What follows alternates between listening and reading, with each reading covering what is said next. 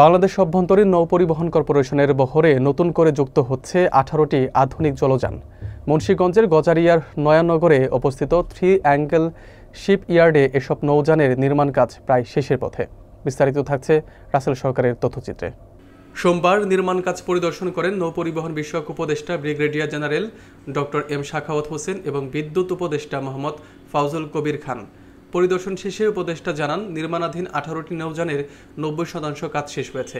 কিছু কাঠামোগত ও কারিগরি কারণে মার্চে ডেলিভারি সম্ভব হয়নি, তবে সেপ্টেম্বর থেকে ধাপে ধাপে হস্তান্তর শুরু হবে।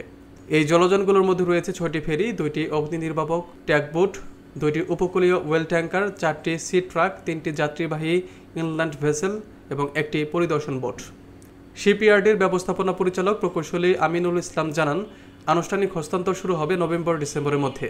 পরিদর্শনে আরও উপস্থিত ছিলেন বিআইডব্লিউটিসির চেয়ারম্যান সলিমুল্লাহ, প্রকৌশলী জিয়াউল ইসলাম, জেলা প্রশাসক ফাতেমাতুল জান্নাত সহ স্থানীয় প্রশাসনের ঊর্ধ্বতন কর্মকর্তারা।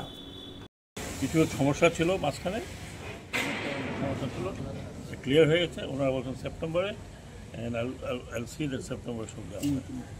এখন সামগ্রিক অগ্রগতি প্রায় 90% হয়ে গেছে। এখন তো খুব বেশি কাজ বাকি আছে বলে আমার মনে হয়। স্যার মানে সেপ্টেম্বর থেকে স্যার যদি মানে দেওয়া শুরু হয় স্যার, এটা মানে সব মানে ক্লিয়ার করতে কতদিন সময় লাগবে স্যার?